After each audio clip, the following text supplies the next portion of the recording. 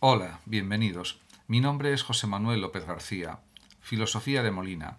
En este vídeo ofrezco algunos comentarios sobre algunas cuestiones básicas de la teología y la filosofía de Luis de Molina. Luis de Molina fue un escritor, teólogo, filósofo, profesor de universidad que nació en 1535 y murió en 1600. Nació en Cuenca, tuvo una salud débil, pero destacó por su gran capacidad intelectual. Se formó a través de estudios teológicos y filosóficos y en el año 1553 ingresó en la Compañía de Jesús. Enseñó durante 20 años en la Universidad de Évora, en Portugal, y es uno de los grandes pensadores y teólogos del siglo XVI español y de la escolástica española.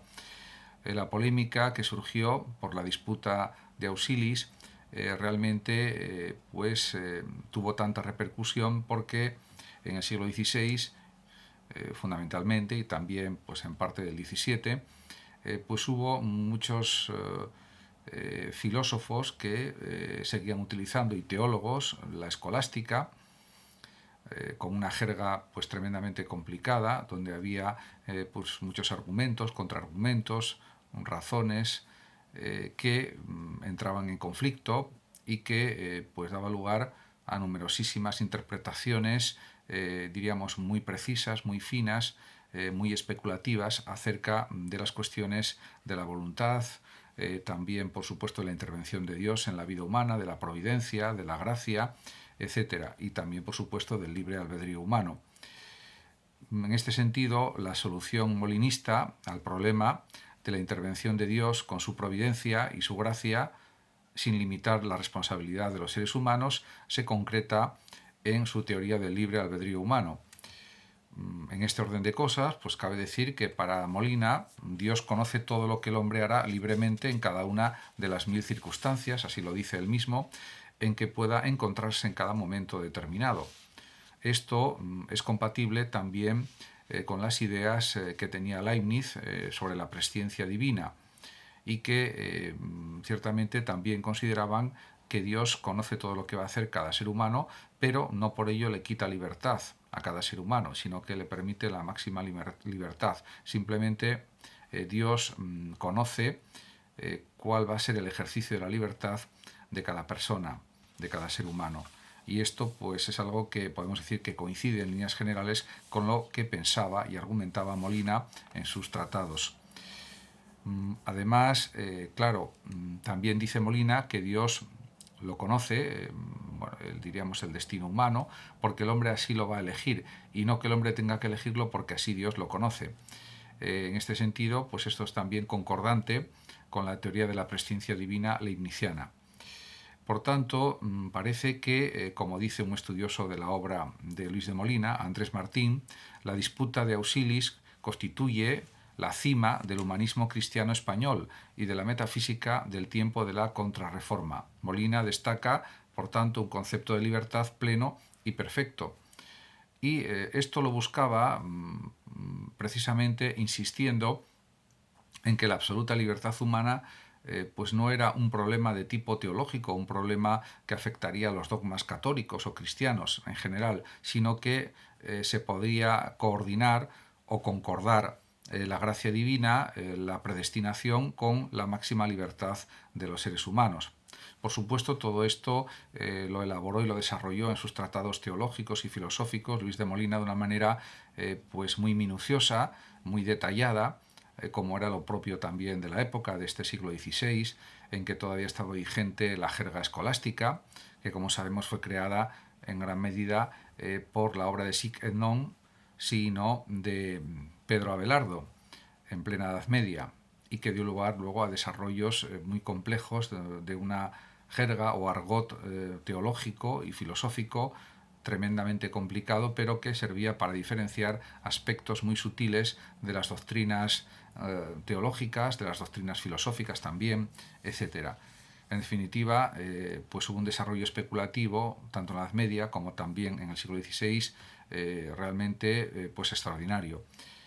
Y por tanto, es entendible que hubiera numerosas disputas, numerosas especulaciones sobre una misma cuestión, porque podía haber enfoques diferentes, análisis sutilmente también diferenciables unos de otros, etc.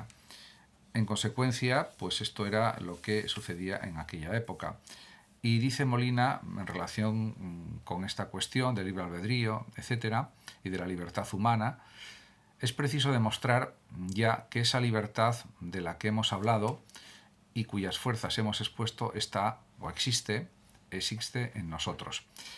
Ciertamente, él quería reafirmar la voluntad libre de las personas y que eso era algo compatible con el poder divino, con la omnisapiencia divina, con la omnipotencia de Dios.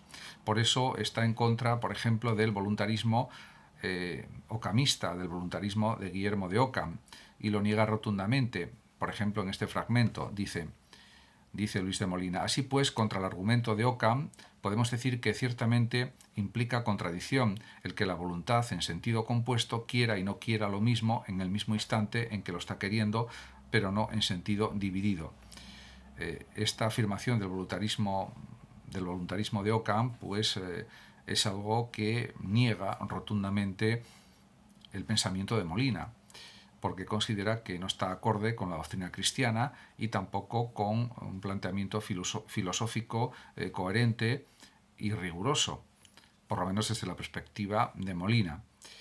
En este sentido, pues es como una especie de oposición pues a una parte de la teología de Guillermo de Ockham y también de su filosofía, sin ninguna duda.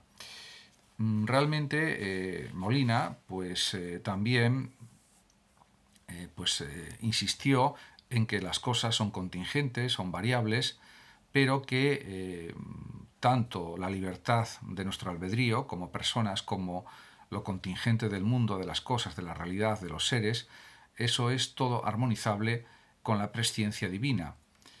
Y pues un estudioso también de la obra de Molina, como es Marcelino Ocaña García, dice lo siguiente respecto del libre albedrío de Molina: la doctrina del libre albedrío había sido ya desde San Agustín la respuesta dada al angustioso problema del mal, que aparentemente pues era insolucionable. En este sentido, al confirmar que hay una libertad humana, el autor del mal no es Dios, sino que es el propio hombre, porque Dios le deja libertad para desarrollar su propia conducta de la forma que él considere más adecuada. Con lo que, de esta manera, diríamos que se elimina cualquier atisbo de culpa de la voluntad divina, podríamos decir. Esto pues también concuerda, por ejemplo, con el pensamiento de que vivimos en el mejor de los mundos posibles, o sea, el optimismo ontológico y metafísico de Leibniz, por ejemplo, del filósofo racionalista Leibniz, y pues también evita pues numerosos conflictos entre el libre albedrío y el dogma de la fe. Por lo tanto, diríamos que no hay claramente una oposición entre el libre albedrío y la presciencia y la omnipotencia divina, sino todo lo contrario. Hay una coherencia, una concordancia entre estos planteamientos. Por lo tanto, a pesar de esto, pues cabe decir que en la situación de su época, en el siglo pues XVI, pues hubo muchas discusiones al respecto, porque había distintas corrientes teológicas y filosóficas y distintas formas de especular sobre las mismas. Por supuesto, también había planteamientos que derivaban de otros filósofos anteriores o teólogos, lo que hacía muy difícil el llegar a puntos de acuerdo en estas cuestiones.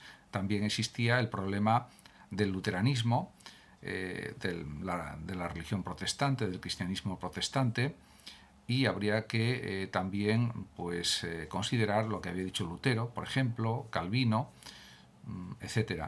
En cualquier caso, diríamos que la doctrina de Luis de Molina se oponía pues, a ciertos aspectos del luteranismo, claramente, porque contradecían la teología católica, y en este sentido pues, sus planteamientos sobre el libre albedrío chocaban contra la interpretación de la gracia por parte de Lutero, por ejemplo.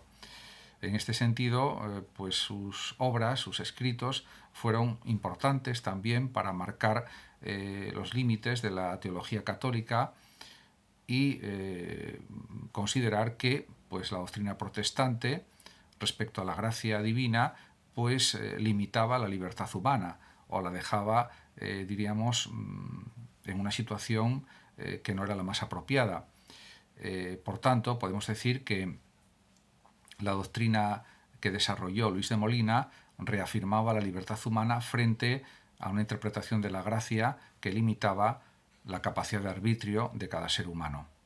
Muchas gracias a todos por su atención. Saludos como siempre a los oyentes de Radio Sofando de México y por último decir que el que lo desee puede compartir este vídeo en sus redes sociales, darle like o suscribirse a mi canal de YouTube. Hasta siempre.